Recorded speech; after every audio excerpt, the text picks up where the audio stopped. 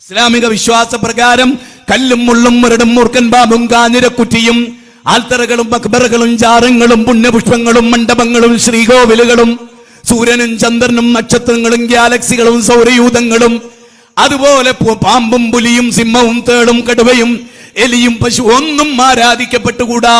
മലക്കാരാധിക്കപ്പെട്ടുകൂടാ, ജിന്നാരാധിക്കപ്പെട്ടുകൂടാ, ഔലിയാക്കൾ ആരാധിക്കപ്പെട്ടുകൂടാ, ദർഗപൂജ ചെയ്തുകൂടാ. സൃഷ്ടിയാണോ ആ സൃഷ്ടിയൊന്നും ആരാധിക്കപ്പെട്ടുകൂടാ. ഈശാ വാസ്യോപനിഷത്ത് എന്ന് പേരുള്ള ഒരു ഉപനിഷത്തുണ്ട്. ഈശാവാസ്യോപനിഷത്ത് 12ാമത്തെ ശ്ലോകം. എന്താ പറയുന്ന അറിയോ? ഞാൻ നേരത്തെ പറഞ്ഞല്ലോ, സൃഷ്ടികളിൽ ഒരാളെയും ആരാധിക്കരുത് സൃഷ്ടാവിനെ അല്ലാതെ. അത് പറയാണ് ഈശാവാസ്യോപനിഷത്ത്. ബാല മോനെ ജോർജെ ചിന്തിക്ക്. വേദഗ്രന്ഥം പറയാണെന്ത്? അന്തം തമഹ പ്രഭിശന്തിയേ സംഭൂദ്യമുപാസതേ തദോ ഭൂയൈവദേ യഹു സംഭൂദ്യാം രദഃ. ഈശാവാസ്യോപനിഷത്തിന്റെ 12ാമത്തെ ശ്ലോക. അതിന്റെ അർത്ഥം എന്താ അറിയോ? ഘോരാന്ധകാരമായ നരകത്ത് പോവും. എങ്ങനെ? എന്ത്? ഘോരാന്ധകാരമായ നരകത്ത് പോവും. ആര്? സൃഷ്ടാവിനെ അല്ലാതെ സൃഷ്ടിയെ ആരാധിക്കുന്ന ഏതൊരു വ്യക്തിയും. പശുവിനെ ആരാധിച്ചാൽ നരകത്ത് പോകുന്നതാണ് ഹൈന്ദവ വേദഗ്രന്ഥത്തിലുള്ളത്.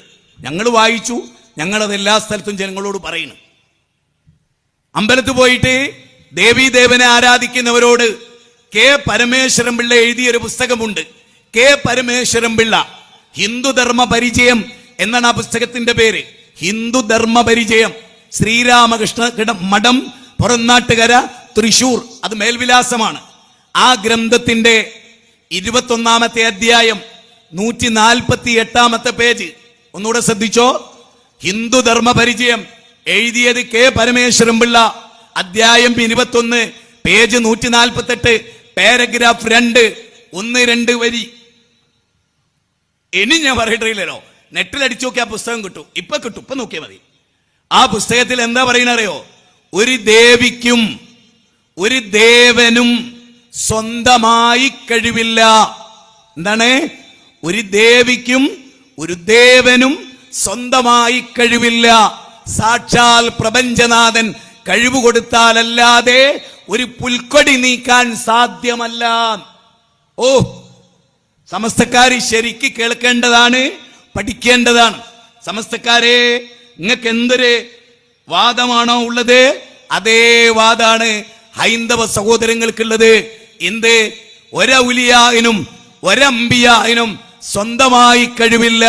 സാക്ഷാൽ അല്ല കഴിവ് കൊടുത്താലല്ലാതെ. ഇതേ വാചകം, ഇതേ ആശയം ഹിന്ദുധർമ്മ പരിചയത്തിൽ എങ്ങനെ വന്നു? അഥവാ ഹിന്ദുധർമ്മ പരിചയത്തിലുള്ള ആ വിശ്വാസം എങ്ങനെ നമ്മുടെ ജീവിതത്തിൽ വന്നു?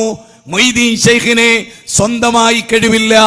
കെ പരമേശ്വരൻ പിള്ള പറയുന്നു, ഒരു ദേവനും ഒരു ദേവിക്കും സ്വന്തമായി കഴിവില്ല. ഒരു പുല്ല് നീക്കാൻ പോലും കഴിവില്ല, സാക്ഷാൽ പ്രപഞ്ചനാഥൻ കൊടുത്താലല്ലാതെ.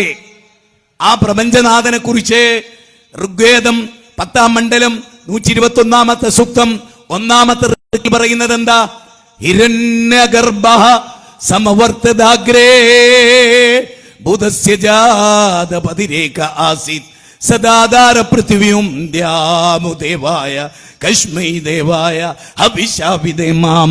ഈ അണ്ടകടാകത്തെ മുഴുവനും സൃഷ്ടിച്ച പടച്ച തമ്പുരാൻ സൂര്യനെ, ചന്ദ്രനെ, നക്ഷത്രങ്ങളെ, ഗാലക്സികളെ, കാട്ടാറുകളെ, കാനനങ്ങളെ, അതുപോലെ എല്ലാറ്റിനെയും സംവിധാനിച്ച പ്രപഞ്ചത്തിന്റെ നാഥൻ, ഇരുട്ടും വെളിച്ചവും നൽകിയ നാഥൻ, ആ നാഥനെയാണ് ആരാധിക്കേണ്ടത് എന്ന് ഋഗ്വേദം, ബൈബിളിലെ മാർക്കോസിലെ 12ാം അധ്യായം 29ാമത്തെ വചനം. ഷെമ്മ ഇസ്രായേല അഡോണായ് എലോഹിൻ അഡോണായഹ്. ഹീബ്രു ഭാഷയിലാണ്. ഹീബ്രു ഭാഷയിൽ പറയാണ് ഷെമ്മ ഇസ്രായേല. ഇസ്രായേൽ സമൂഹമേ കേൾക്കുക. വത്സ സൗമിത്രേ കുമാര, നീ കേൾക്കണം. മത്സരാദ്യം വെടിഞ്ഞെന്നുടെ വാക്കുകൾ.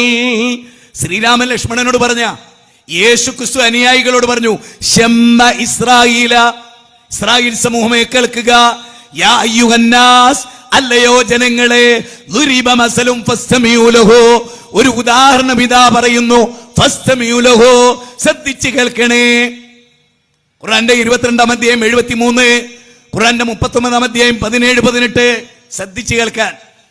ഇനിയോ മഹാഭാരതത്തിന്റെ ഭഗവത്ഗീതയുടെ തുടക്കമോ, ഭഗവത്ഗീതയുടെ തുടക്കത്തിൽ തന്നെ പറയുന്നത് എന്താണ്? അർജുനനെ വിളിച്ചിട്ട് പറയുന്നത്, നീ എന്റെ വാചകം ശ്രദ്ധിച്ചു കേൾക്കണമെന്ന. എല്ലാരും പറയുന്നത് ശ്രദ്ധിച്ചു കേൾക്കാൻ. ഷമ്മ ഇസ്രായേല, ഇസ്രായേലി സമൂഹമേ ശ്രദ്ധിച്ചു കേട്ടോ.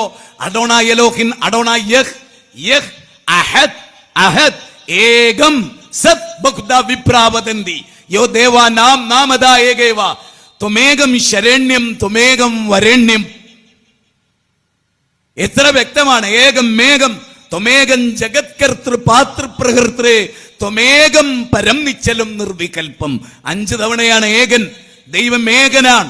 ലാ ഇലാഹ, ഒരാരാധ്യനുമില്ല, ഇല്ലല്ലാ, വഹദായ, ഏകനായ അല്ലയല്ലാതെ, അവന്റെ വഹദാനിയത്ത് അതാണ്. അപ്പൊ എന്ത് മനസ്സിലായി? ഹിന്ദുവിനെ, മുസ്ലിമിനെ, ക്രിസ്ത്യാനിയെ, ജൈനനെ, ബൗദ്ധനെ എല്ലാരെയും സൃഷ്ടിച്ച ഒരു ദൈവാണെന്നും ആ ദൈവത്തെ ആരാധിക്കാൻ പാടുള്ളൂന്നും മാനവകുലം ഒരു തറവാട്ടിലെ അംഗങ്ങളാണ് എന്നും അല്ലേ? ഇന്നഹാദിഹി ഉമ്മത്തുകും ഉമ്മതൻ വാഹിദ വഅന റബ്ബുകും ഫഅബ്ദൂൻ. സൂറത്ത് മുഅ്മിനൂൻ 52-ാമത്തെ വചനം. തീർച്ചയായും നിങ്ങളുടെ സമുദായം ഒരേക സമുദായമാണ്, മാനവകുലം. അതേ ബാന്ധവ മാനവ സർവേ സ്വദേശാഭുവനത്രയം, ലോകമാണ് തറവാട്.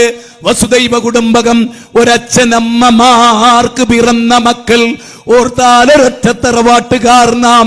നാഥന്റെ മുറ്റത്ത് വിരിഞ്ഞു നിൽക്കും തന്മുന്തിരിക്കൊത്ത മനുഷ്യവർഗം. കനന്നാസു ഉമ്മതൻ വാഹിദ. സൂറത്ത് ബഖറ 213. മാനവകുലം ഒരച്ഛന്റെ അമ്മയുടെ മക്കൾ, ഒറ്റ തറവാട്ടുകാർ, ഒരച്ഛന്റെ അമ്മയുടെ മക്കളാ നമ്മൾ. മനസ്സിലായോ? ഇസ്ലാം ലാ ഇലാഹ ഇല്ലല്ലാഹയിലൂടെ മാനവകുലത്തെ ഒന്നിപ്പിച്ചു.